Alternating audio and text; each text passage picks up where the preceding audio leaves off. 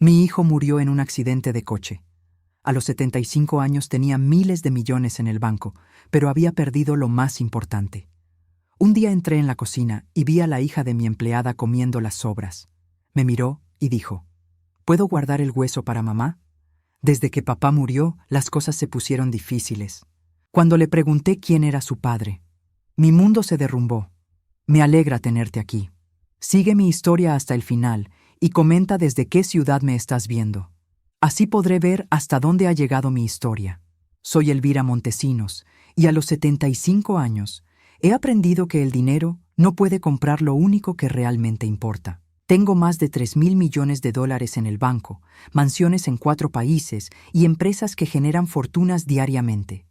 Pero hace 2 años perdí a mi hijo Miguel en un accidente automovilístico, y desde entonces cada día se siente como una eternidad vacía. Esa mañana de martes caminaba por mi casa de 12 habitaciones buscando algo, cualquier cosa que me distrajera del silencio ensordecedor.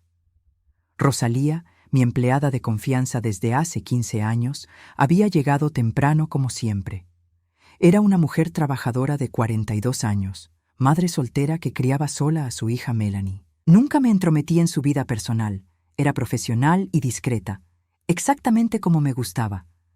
Mientras me dirigía a la biblioteca, escuché un ruido extraño proveniente de la cocina. Pasos suaves, como si alguien tratara de no hacer ruido. Pensé que podría ser un intruso y mi corazón comenzó a latir más rápido. Me acerqué con cuidado, pero lo que vi me dejó completamente desarmada.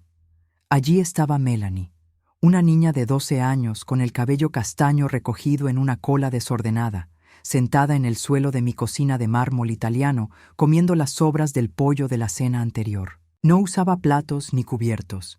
Simplemente arrancaba pedazos de carne con sus pequeñas manos y los masticaba lentamente, como si fuera el manjar más delicioso del mundo. Mi primera reacción fue de molestia.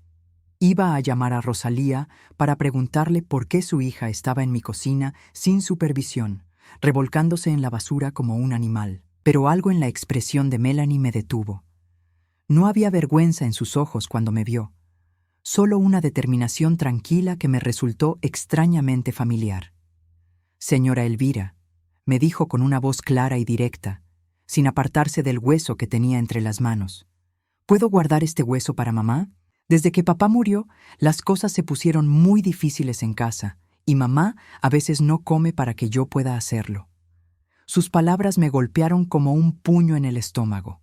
Aquí estaba yo, lamentándome en mi palacio dorado, mientras esta niña literalmente se alimentaba de mis desperdicios para poder llevar algo a su madre. Me quedé allí parada, con mi bata de seda de $300, mirando a una niña que conocía una pobreza que yo había olvidado que existía. «¿Hace cuánto murió tu padre?», le pregunté, mi voz más suave de lo que pretendía. Algo en la manera en que había dicho papá me había provocado una sensación extraña, como si hubiera escuchado esas palabras antes. «Hace 3 años», respondió Melanie, limpiándose las manos en su vestido descolorido. «Mamá dice que fue un accidente horrible. Que papá era un buen hombre que trabajaba muy duro para nosotras, pero que a veces la vida es injusta con la gente buena». Un escalofrío recorrió mi columna vertebral. 3 años. Miguel había muerto exactamente hace 2 años y 4 meses. ¿Por qué esa coincidencia me molestaba tanto? Observé más detenidamente a Melanie. Tenía la misma forma de inclinar la cabeza cuando pensaba, el mismo gesto de fruncir ligeramente el ceño izquierdo que Miguel había tenido desde pequeño. «¿Cómo se llamaba tu padre?», pregunté, tratando de mantener mi voz neutral. «Roberto Vargas», dijo ella, y por un momento sentí alivio. No conocía a ningún Roberto Vargas, pero luego agregó, «aunque mamá dice que ese no era su nombre real. Dice que tuvo que cambiárselo hace mucho tiempo por razones que yo no entendería hasta ser mayor». El aire se me quedó atrapado en los pulmones. Durante 30 años había dirigido investigaciones privadas sobre personas que intentaban aprovecharse de mi fortuna. Conocía todos los trucos, todas las mentiras que la gente inventaba para acercarse a mi dinero. Pero esto no se sentía como una mentira. Se sentía como algo mucho más peligroso. se sentía como la verdad. Melanie, le dije, sentándome en una de las sillas de la cocina para estar a su altura. ¿Por qué no me habías hablado antes? Rosalía trabajaba aquí cuando tu padre murió. La niña se encogió de hombros con una madurez que no debería tener alguien de su edad. Mamá me dijo que nunca debía molestarla con nuestros problemas, que usted ya tenía suficientes preocupaciones y que nosotras teníamos que resolver las cosas solas. Pero hoy tenía mucha hambre, y mamá no ha comido en 2 días porque gastó todo el dinero de la semana en mis medicinas para el asma. Sentí como si alguien me hubiera abofeteado.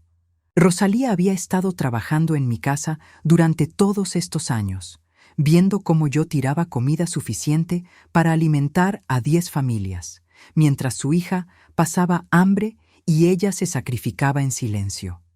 Y yo, en mi dolor egoísta por la muerte de Miguel, nunca me había molestado en preguntar cómo estaban. Me levanté bruscamente, sin saber muy bien qué hacer con toda la información que acababa de recibir.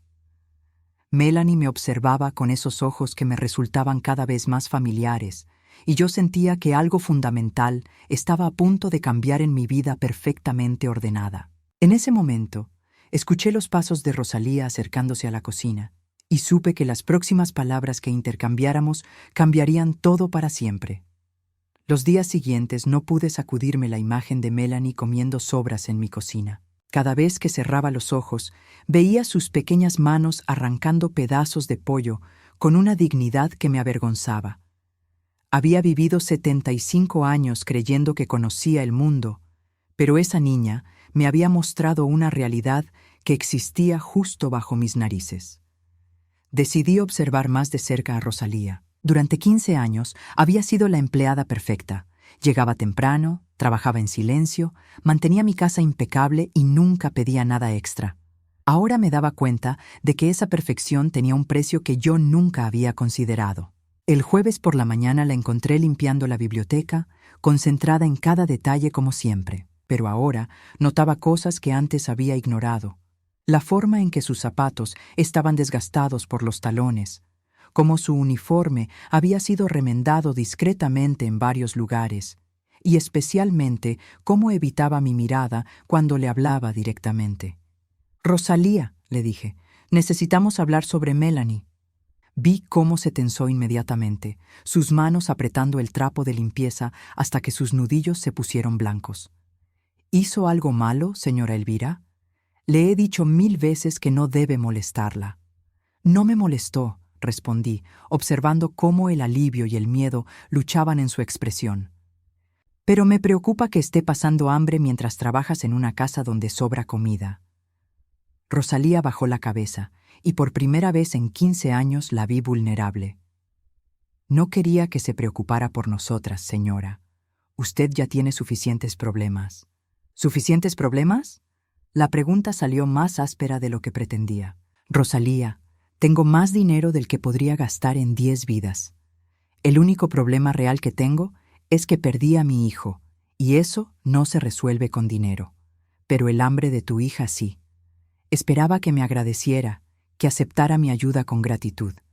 En cambio, vi algo que me perturbó profundamente: orgullo herido y una determinación férrea que me recordó dolorosamente a alguien. «No necesitamos caridad», dijo en voz baja pero firme. «Hemos sobrevivido 3 años sin pedirle nada, y podemos seguir haciéndolo». Esa respuesta me molestó más de lo que debería. ¿Llamas caridad a alimentar adecuadamente a una niña?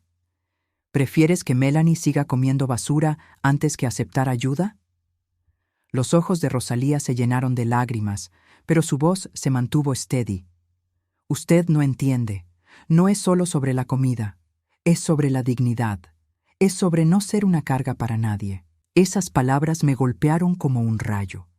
Miguel había dicho exactamente lo mismo cuando decidió rechazar mi ayuda para su primer negocio a los 25 años. «No quiero ser tu proyecto de caridad, mamá. Quiero ganarme las cosas por mí mismo». Y lo había hecho, construyendo su propia empresa hasta volverse millonario independiente antes de morir. «Háblame del padre de Melanie», le dije de repente, siguiendo un instinto que no podía explicar. Rosalía se quedó completamente inmóvil, como si hubiera dejado de respirar. El trapo cayó de sus manos al suelo, y cuando finalmente me miró, había algo en sus ojos que me dio miedo. «¿Por qué quieres saber sobre Roberto?», preguntó con una voz que temblaba ligeramente. «Porque Melanie dice que ese no era su nombre real. Porque murió hace 3 años, justo cuando mi mundo se desmoronó. Y porque cada vez que miro a esa niña, veo algo que me resulta familiar de una manera que me está volviendo loca». Rosalía se tambaleó y tuvo que agarrarse del escritorio de caoba para mantener el equilibrio. Su respiración se volvió irregular, como si estuviera teniendo un ataque de pánico. «No puedo hablar de esto», susurró. «Prometí que nunca hablaría de esto». «¿Prometiste a quién?», presioné, sintiendo que estaba al borde de descubrir algo importante. «¿A Roberto? ¿O a alguien más?». Rosalía cerró los ojos con fuerza, como si estuviera luchando una batalla interna. Cuando los abrió, había tomado una decisión que pude ver reflejada en su expresión resuelta. «Su hijo Miguel era un buen hombre», dijo finalmente, y sentí como si el suelo se abriera bajo mis pies. Siempre trató de ayudar a Roberto, incluso cuando Roberto no quería aceptar la ayuda. Mi corazón comenzó a latir tan rápido que pensé que podría desmayarme. «¿Cómo conocía Miguel a tu esposo, tú?». «Trabajaban juntos a veces», dijo Rosalía, evitando mis ojos. Roberto hacía trabajos de construcción y el señor Miguel lo contrataba para proyectos especiales. Decía que Roberto era el trabajador más honesto que había conocido. Algo no cuadraba en su historia. Miguel nunca había mencionado a ningún Roberto, y él me contaba todo sobre sus negocios. Además, había algo en la forma en que Rosalía decía el nombre de mi hijo, con una familiaridad que iba más allá de una relación profesional casual. «Rosalía», le dije, mi voz más dura ahora. «¿Hay algo más que necesito saber sobre la relación entre Miguel y tu esposo?». Vi el momento exacto en que decidió mentirme. Sus hombros se enderezaron, su barbilla se alzó, y cuando habló, su voz sonaba ensayada. «No, señora Elvira, solo se conocían del trabajo. Roberto admiraba mucho al señor Miguel. Eso es todo».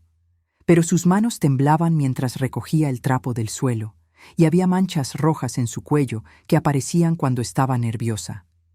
En 15 años trabajando conmigo, había aprendido a leer sus señales. Esa noche, sentada en mi estudio con una copa de vino de $300 que no podía saborear, supe que Rosalía me había mentido. Y supe también que fuera cual fuera la verdad que estaba ocultando, iba a cambiar todo lo que creía saber sobre mi hijo, sobre ella, y sobre la niña que comía mis sobras con más dignidad de la que yo había mostrado en toda mi vida privilegiada. Tomé mi teléfono y marqué el número de mi investigador privado. Era hora de descubrir qué secretos había estado guardando Rosalía durante todos estos años, y por qué la simple mención de Miguel la había puesto tan nerviosa. Lo que estaba a punto de descubrir haría que todo mi mundo se desmoronara nuevamente. El investigador privado me llamó exactamente 72 horas después. Durante esos 3 días, apenas había dormido, comido o pensado en otra cosa que no fuera Roberto Vargas y los secretos que Rosalía guardaba con tanta desesperación. Cada vez que la veía limpiar, cada vez que escuchaba a Melanie jugando en el jardín, sentía que estaba viviendo sobre una bomba de tiempo a punto de explotar. «Señora Montesinos». La voz de Carlos Herrera sonaba tensa al teléfono. Llevaba 20 años trabajando para mí, investigando desde socios comerciales deshonestos hasta pretendientes interesados en mi fortuna. Nunca lo había escuchado tan incómodo. «Necesito verla en persona. Esto no se puede discutir por teléfono». 1 hora después, Carlos estaba sentado frente a mí en mi estudio, con una carpeta gruesa en sus manos y una expresión que me hizo pensar en médicos a punto de dar noticias terminales. Había trabajado con él el tiempo suficiente para saber que cuando Carlos se veía así, las noticias eran devastadoras. «Roberto Vargas existió», comenzó, abriendo la carpeta lentamente. «Pero ese nombre apareció en los registros oficiales hace exactamente 17 años, cuando un joven de 23 años cambió legalmente su identidad». Mi corazón comenzó a latir más rápido. «¿Cuál era su nombre real?». Carlos me extendió una fotografía. Su nombre real era Roberto Montesinos García. La fotografía se me cayó de las manos. Era imposible, absolutamente imposible. Pero allí estaba, mirándome desde el papel, los mismos ojos verdes de Miguel, la misma sonrisa torcida, la misma manera de inclinar la cabeza. Era como ver a mi hijo, pero con rasgos ligeramente diferentes, como si alguien hubiera tomado el molde de Miguel y lo hubiera modificado sutilmente. «No puede ser», susurré. Pero incluso mientras lo decía, sabía que era verdad. Todo comenzaba a tener sentido de la manera más horrible posible. Roberto era hijo de Sebastián Montesinos García. Continuó Carlos con voz profesional, aunque podía ver la compasión en sus ojos. Su padre, señora Elvira. El mundo dejó de girar. Sebastián, mi primer esposo, el padre de Miguel, el amor de mi juventud que había muerto en un accidente de construcción cuando Miguel tenía apenas 5 años. El hombre del que me había enamorado perdidamente a los 20 años, cuando yo era una joven de clase media y él un trabajador ambicioso que soñaba con construir imperios. «Eso es imposible», logré decir, aunque mi voz sonaba extraña y lejana. Sebastián murió cuando Miguel era pequeño. Nunca hubo otro hijo. Carlos sacó más documentos de la carpeta. Roberto nació 6 meses después de la muerte de su padre. Su madre era María García, una mujer con la que Sebastián había tenido una relación paralela durante los últimos años de su matrimonio. Sentí como si alguien me estuviera estrangulando. Sebastián me había engañado. El hombre al que había amado con cada fibra de mi ser, por quien había luchado para construir nuestro primer negocio, había tenido otra familia. Y yo nunca lo supe. María García murió cuando Roberto tenía 16 años, continuó Carlos, implacable. El chico quedó solo, viviendo en pobreza extrema. Entonces, aparentemente, su madre nunca le había contado quién era realmente su padre, solo que había sido un hombre importante que había muerto antes de que él naciera. Entonces, ¿cómo supo quién era?, pregunté, aunque parte de mí ya adivinaba la respuesta. Miguel lo encontró. Esas 3 palabras cayeron como piedras en agua quieta, creando ondas que se extendían hasta los rincones más lejanos de mi comprensión del mundo. Miguel sabía. Mi hijo había sabido todo este tiempo que tenía un medio hermano y nunca me había dicho nada. ¿Cuándo?, logré preguntar. Hace 10 años. Miguel estaba investigando la historia familiar para un proyecto y encontró los registros de nacimiento. Al principio pensó que era un error, pero cuando investigó más, encontró a Roberto viviendo en condiciones deplorables en los suburbios de la ciudad. Carlos me mostró otra fotografía, esta vez de Miguel y Roberto juntos. Debían tener alrededor de 25 y 28 años respectivamente. Estaban sonriendo, con los brazos alrededor de los hombros del otro, y la resemblanza familiar era innegable. Eran hermanos, medios hermanos que se habían encontrado y claramente se habían querido. Miguel comenzó a ayudarlo económicamente, continuó Carlos. Le pagó para que cambiara su nombre, le consiguió trabajo, lo ayudó a establecerse. Durante años, Miguel fue enviando dinero regularmente a una cuenta que había abierto para Roberto. «¿Por qué nunca me lo dijo?», susurré, sintiendo como si cada palabra me cortara la garganta. Carlos me miró con compasión. Según los registros que pude encontrar, Miguel intentó hablarle sobre Roberto varias veces. Hay emails borradores en su computadora, cartas que nunca envió, pero parece que nunca encontró la manera de decírselo. Me levanté bruscamente de mi silla, caminando hacia la ventana. Afuera, Melanie jugaba en el jardín con una pelota vieja, riéndose sola. Mi nieta, la hija de mi hijastro, la niña que había estado comiendo sobras en mi cocina era mi familia, y yo había estado tratándola como si fuera invisible. «Hay más», dijo Carlos suavemente. Me volví hacia él, aunque no estaba segura de poder soportar más revelaciones. «¿Qué más?» Roberto se casó con Rosalía hace 14 años. Miguel fue su padrino de bodas. Hay fotografías. Carlos sacó una serie de fotos de boda. Allí estaba Miguel, radiante, abrazando a Roberto en lo que obviamente había sido uno de los días más felices de ambos. Y allí estaba Rosalía, joven y hermosa, mirando a Roberto con adoración. En una de las fotos, Miguel tenía la mano protectoramente sobre el hombro de Rosalía, como un hermano mayor cuidando de su nueva cuñada. Miguel fue quien le consiguió el trabajo aquí a Rosalía, dijo Carlos. Cuando Roberto tuvo problemas para encontrar trabajo estable, Miguel pensó que sería perfecto. Ella tendría un ingreso seguro, y usted tendría una empleada de confianza. Fue su manera de cuidar de su hermano sin que usted supiera la verdad. Todo el aire salió de mis pulmones de una vez. Durante 15 años, Rosalía había estado trabajando en mi casa, limpiando mis pisos, preparando mi comida, cuidando de mi vida, y yo nunca había sabido que era mi nuera. Nunca había sabido que la niña que ocasionalmente veía corriendo por los pasillos era mi nieta. ¿Por qué no me lo dijeron después de que Miguel murió?, pregunté, aunque ya sospechaba la respuesta. Roberto murió en el mismo accidente que Miguel, dijo Carlos suavemente. Estaban juntos esa noche. Roberto había llamado a Miguel porque Rosalía estaba en el hospital, a punto de dar a luz prematuramente, y no tenía dinero para pagar las complicaciones médicas. Miguel fue a buscarlo para llevarlo al hospital. El mundo se desplomó a mi alrededor. Miguel y Roberto habían muerto juntos, hermanos hasta el final, uno ayudando al otro en un momento de crisis familiar.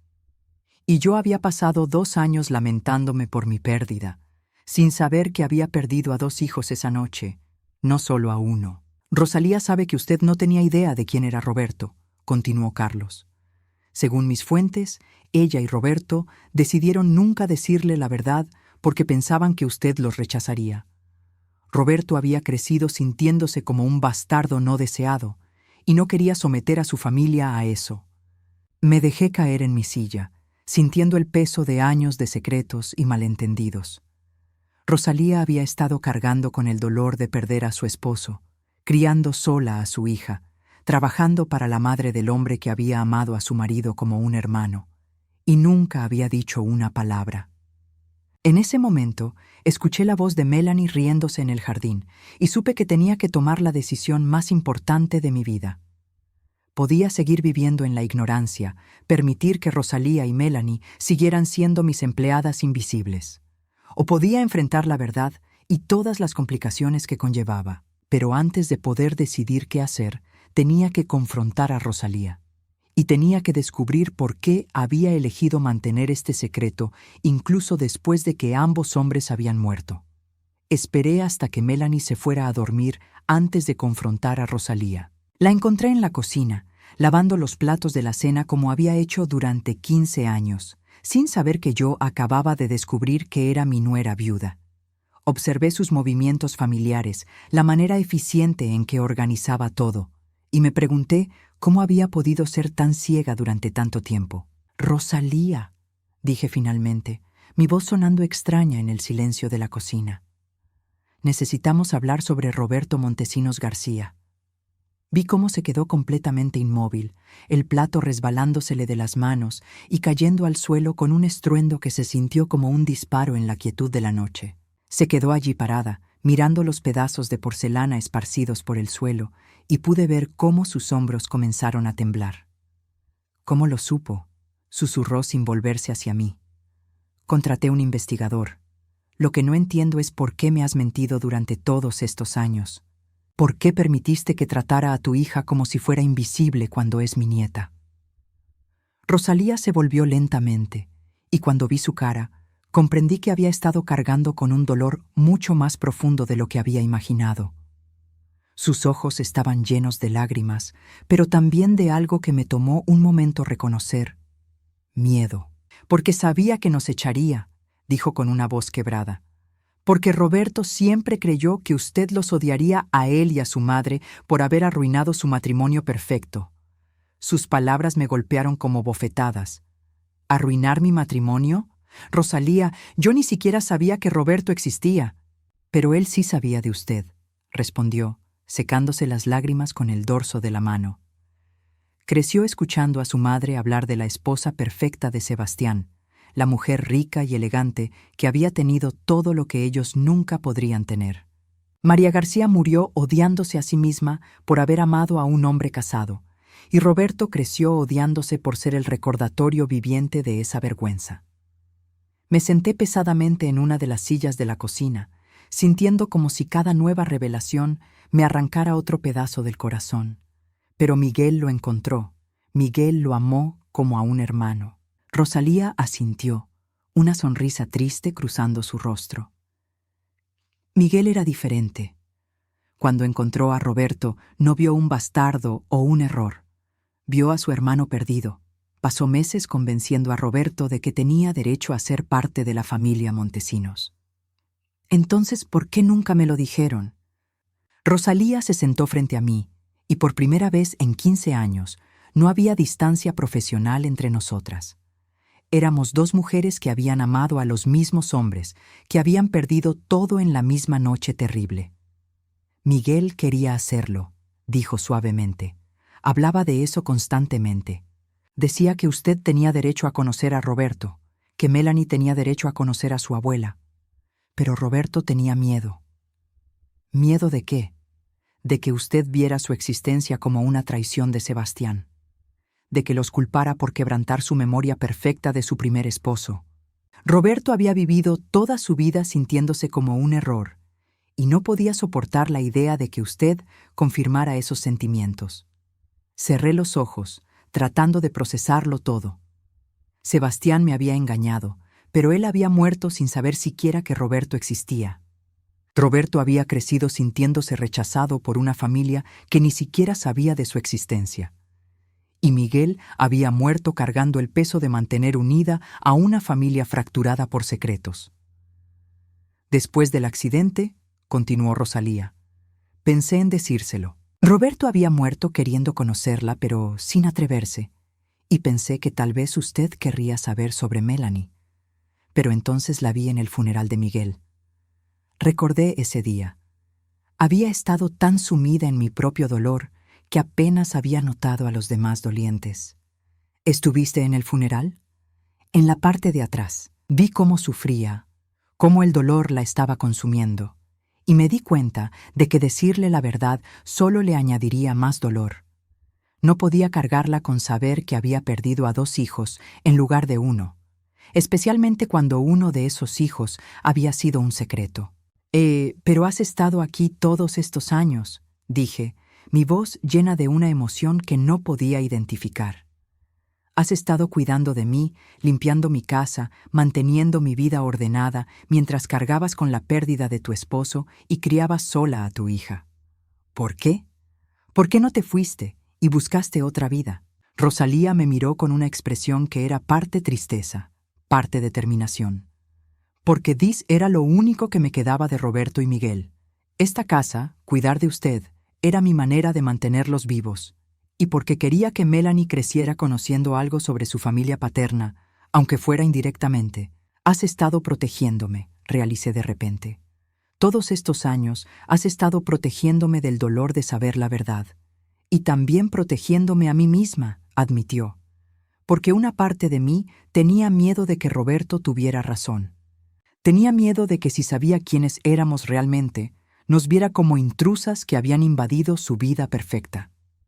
Me levanté y caminé hacia la ventana, mirando el jardín donde Melanie había jugado esa tarde. Mi nieta, la hija del hijo que nunca conocí, criada por una mujer que había sacrificado todo para proteger mis sentimientos. Miguel me dejó cartas, dijo Rosalía suavemente detrás de mí. Las escribió durante años, pero nunca se atrevió a dárselas. Están en mi cuarto. Explican todo, desde cómo encontró a Roberto hasta por qué decidieron mantenerlo en secreto. También hay cartas que Roberto escribió para usted, pero nunca envió. Me volví hacia ella, sintiendo como si estuviera parada al borde de un precipicio. ¿Por qué me lo dices ahora? Porque Melanie se está haciendo mayor y está empezando a hacer preguntas sobre su familia.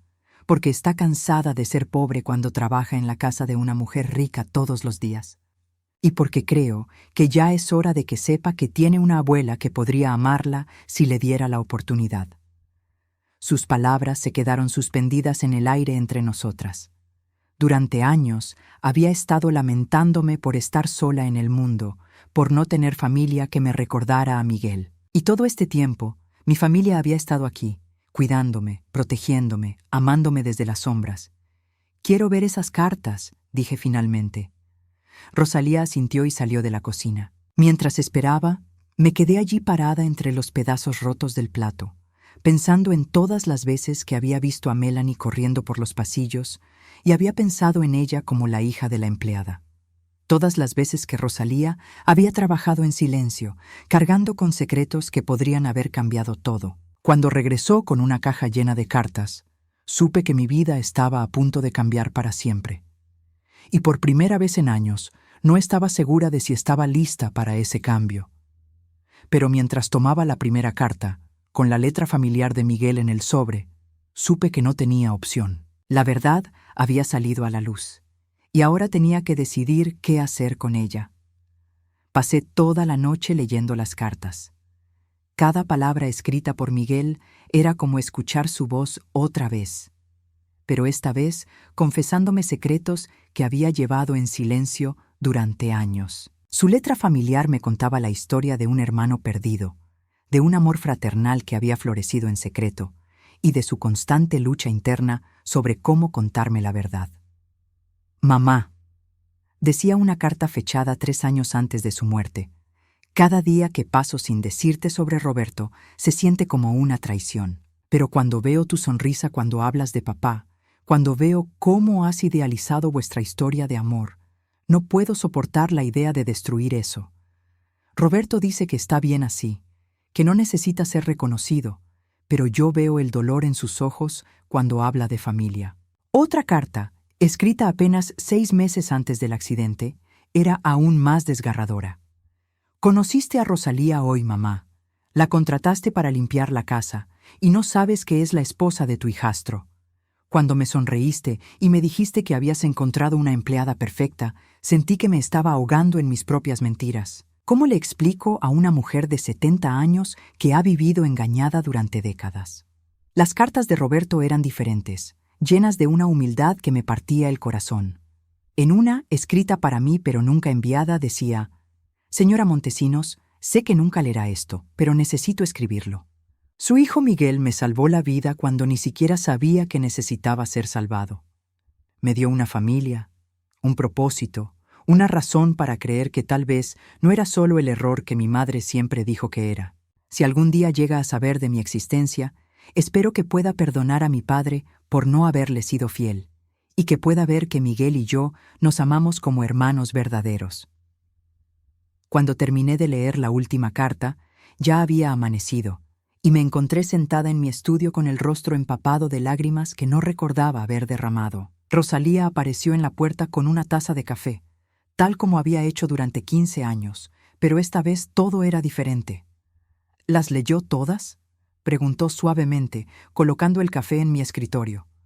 Asentí, sin confiar en mi voz. Rosalía se sentó frente a mí, y por primera vez noté las líneas de cansancio en su rostro, las marcas de años de trabajo duro y preocupación constante. «Quiero conocer a mi nieta», dije finalmente. «Quiero conocer realmente a Melanie, no como la hija de mi empleada, sino como la nieta que nunca supe que tenía». Rosalía cerró los ojos y pude ver el alivio luchando con el miedo en su expresión. «¿Estás segura? Una vez que Melanie sepa la verdad, no habrá vuelta atrás. Ya no podremos pretender que somos solo la empleada y su hija». «No quiero pretender más», respondí con una firmeza que me sorprendió. «Estoy cansada de vivir rodeada de mentiras, incluso las que fueron dichas para protegerme». Pero entonces la realidad de la situación me golpeó. «Sin embargo, hay algo que necesito que entiendas, Rosalía. No puedo simplemente darles dinero y pretender que eso arregla 15 años de secretos. No puedo comprar una relación con mi nieta». Vi cómo se tensó, su orgullo familiar saliendo a la superficie. «No le estoy pidiendo dinero, señora Elvira.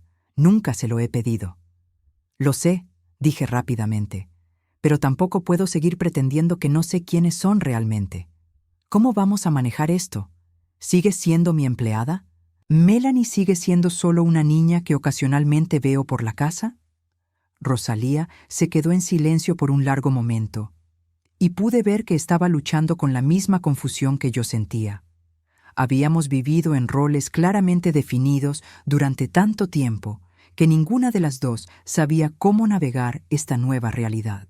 Tal vez, dijo finalmente, deberíamos preguntarle a Melanie qué quiere ella. Esa tarde, los tres nos sentamos en la terraza que daba al jardín.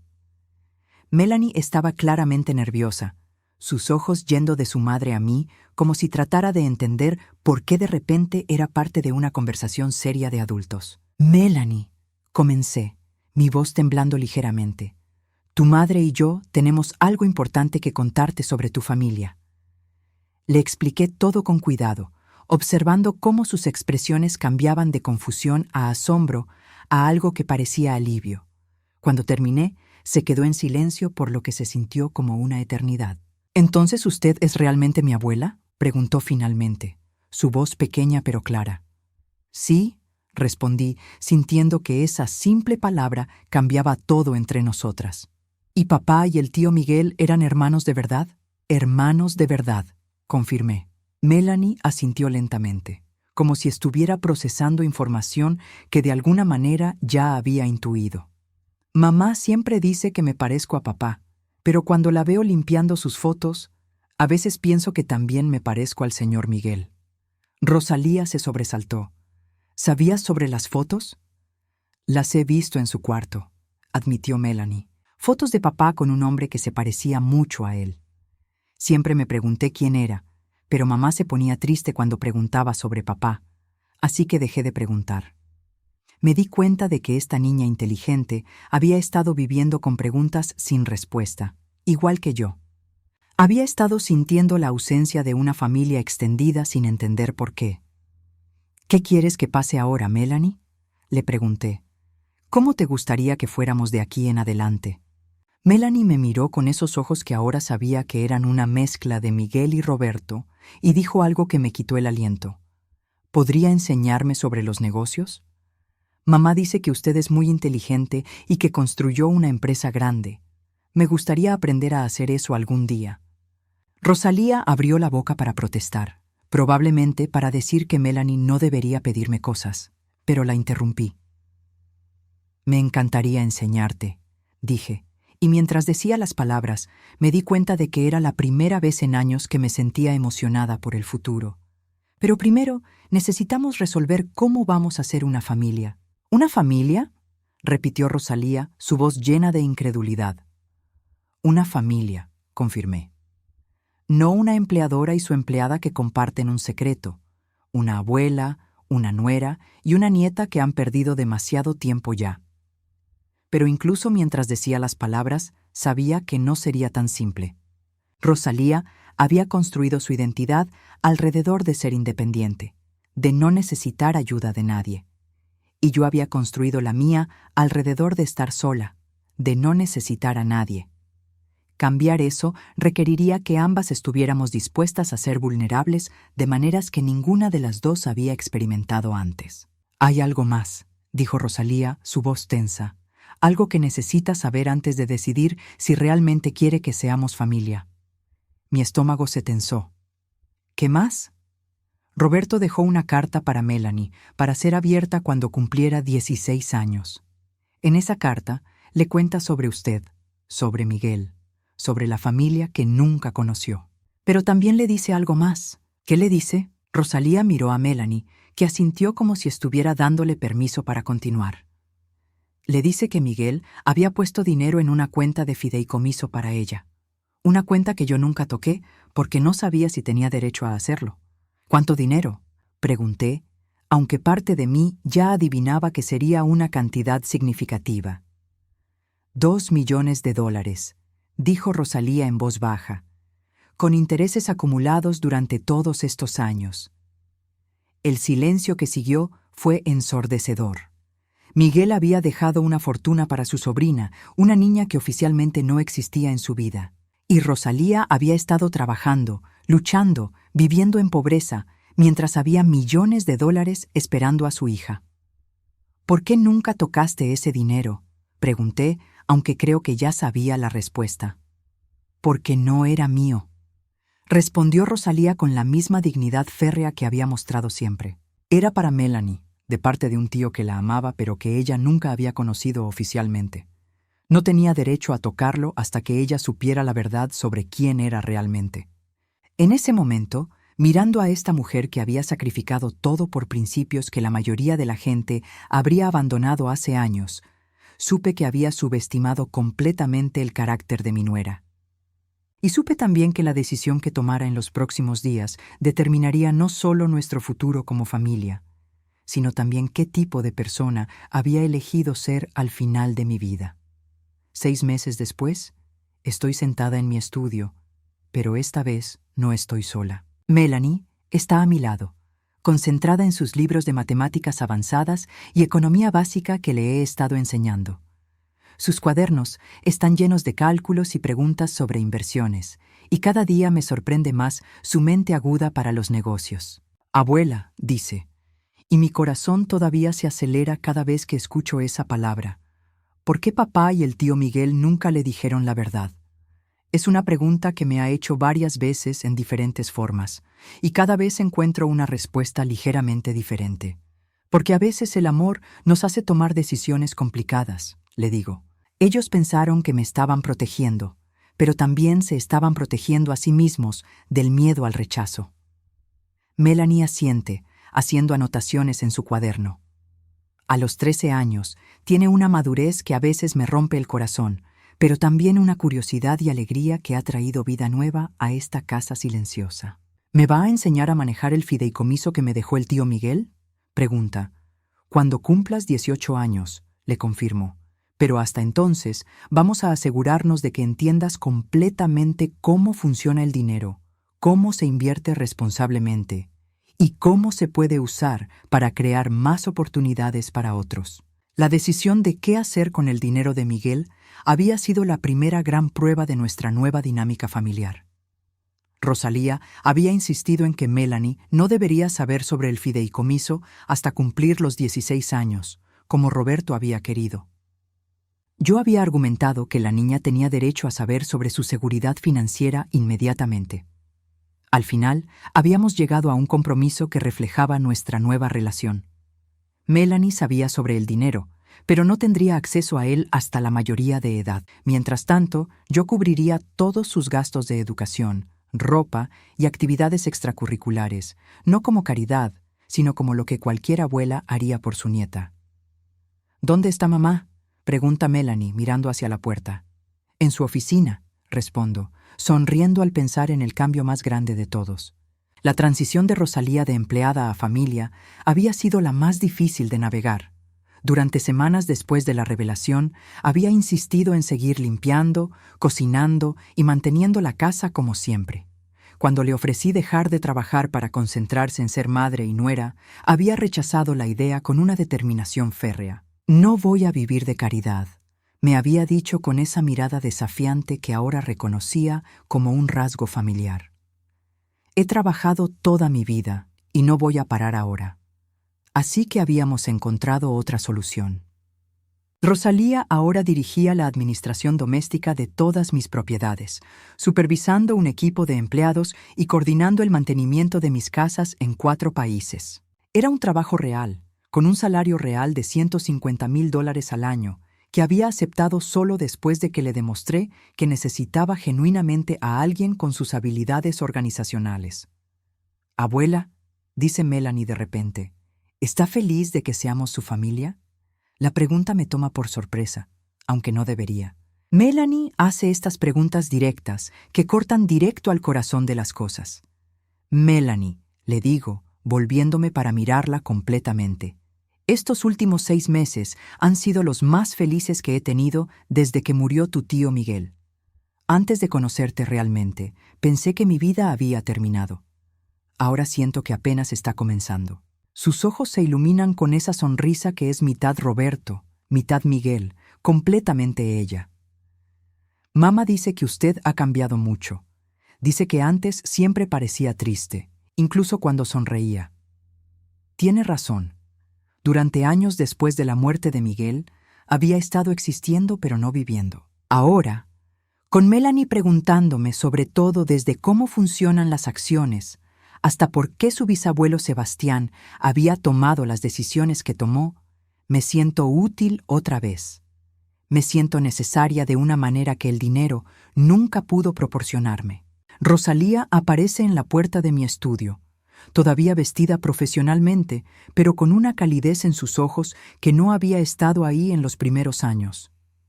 ¿Las interrumpo? Nunca, le digo, y lo digo en serio. Melanie y yo estábamos hablando sobre sus planes para el futuro. Quiero estudiar administración de empresas en Harvard, anuncia Melanie con la confianza de alguien que nunca ha dudado de que puede lograr lo que se proponga. Y después quiero trabajar con abuela para expandir los negocios a Latinoamérica. Rosalía y yo intercambiamos una mirada. En 6 meses, Melanie había pasado de una niña que comía sobras en secreto a una jovencita que planificaba estrategias de expansión internacional. El cambio había sido extraordinario, pero también natural, como si siempre hubiera tenido ese potencial esperando la oportunidad de florecer. Primero, dice Rosalía con esa sonrisa que reserva para los momentos en que está particularmente orgullosa de su hija, tienes que terminar la secundaria. Y después, agrego yo, tienes que decidir si realmente quieres trabajar conmigo o si prefieres construir algo completamente tuyo. Melanie considera esto seriamente. ¿Por qué no podría hacer ambas cosas? Trabajar con usted para aprender y después crear mi propia empresa cuando esté lista. La miro, esta niña brillante que es el legado viviente de 2 hombres que se amaron como hermanos, criada por una mujer cuya integridad había permanecido intacta a pesar de años de dificultades, y siento algo que no había sentido en décadas: esperanza para el futuro. Esa, le digo, es exactamente la mentalidad que necesitas para tener éxito en los negocios. Esa noche, después de que Melanie se fue a dormir, Rosalía y yo nos sentamos en la terraza con sendas copas de vino, algo que habíamos comenzado a hacer regularmente. Era extraño estar relajada con alguien que había sido mi empleada durante tantos años, pero también se sentía natural de una manera que me sorprendía. ¿Alguna vez te arrepientes de haber guardado el secreto durante tanto tiempo?, le pregunto. Rosalía considera la pregunta, girando su copa entre sus manos. A veces me pregunto cómo habrían sido las cosas si hubiéramos sido honestas desde el principio. Pero entonces miro a Melanie ahora, veo lo segura que se siente, lo amada que se siente, y pienso que tal vez las cosas sucedieron exactamente como debían suceder. Incluso con todos los años de lucha, incluso con eso, dice firmemente. Esos años me enseñaron que podía sobrevivir cualquier cosa. Le enseñaron a Melanie que el trabajo duro tiene valor. Y tal vez le enseñaron a usted que la familia no siempre llega de la manera que esperamos. Tiene razón. Si hubiera conocido a Roberto y Melanie hace años, cuando estaba más concentrada en proteger mi imagen y mantener mi mundo perfectamente ordenado, no sé si habría sido capaz de amarlos de la manera que los amo ahora. Necesitaba perder a Miguel, necesitaba experimentar la verdadera soledad para entender el valor real de la familia. Hay algo que quiero hacer, le digo de repente. Quiero cambiar mi testamento. Rosalía se tensa inmediatamente. Elvira no necesita. No es sobre dinero, la interrumpo. Bueno, no es solo sobre dinero. Quiero asegurarme de que si algo me pasa, Melanie esté protegida legalmente. Quiero adoptarla oficialmente. Los ojos de Rosalía se llenan de lágrimas. ¿Está segura? Más segura de lo que he estado de cualquier cosa en años, respondo. Melanie es mi nieta, pero también quiero que sea mi hija adoptiva. Quiero que lleve el nombre Montesinos. Quiero que todo el mundo sepa que es mi familia. Rosalía se queda en silencio por un largo momento, y puedo ver la emoción luchando con la preocupación en su expresión. ¿Y si Melanie no quiere? ¿Y si prefiere mantener el nombre de su padre? Entonces respetaremos su decisión, digo simplemente, pero creo que debería tener la opción. Un mes después, estamos en el despacho de mi abogado, los 3 juntas, mientras Melanie, ahora oficialmente Melanie Montesinos García, firma los papeles que la convierten en mi hija adoptiva, además de mi nieta. Es un momento extraño y hermoso, lleno de alegría pero también de una melancolía suave por los hombres que no están aquí para verlo. ¿Cómo se siente ser oficialmente parte de la familia Montesinos? Le pregunto a Melanie mientras salimos del edificio. Como si por fin estuviera en casa, responde. Y esas palabras simples me llenan de una paz que no había sentido en años. Esa noche, sola en mi estudio, saco las cartas de Miguel y Roberto y las leo una vez más. Pero esta vez, en lugar de dolor, siento gratitud. Gratitud por dos hombres que se amaron lo suficiente como para protegerse mutuamente, por una mujer que sacrificó todo por principios y por una niña que ha traído propósito y alegría de vuelta a mi vida. A los 75 años he aprendido que la familia no siempre llega cuando la esperamos o de la manera que la esperamos. A veces llega disfrazada de secretos y dolor, cargada de historia complicada y heridas sin sanar. Pero cuando llega, cuando finalmente la reconocemos y la aceptamos, puede transformar incluso los corazones más endurecidos. Miro por la ventana hacia el jardín donde Melanie juega a veces, y sé que Miguel y Roberto estarían orgullosos de lo que hemos construido desde sus cenizas.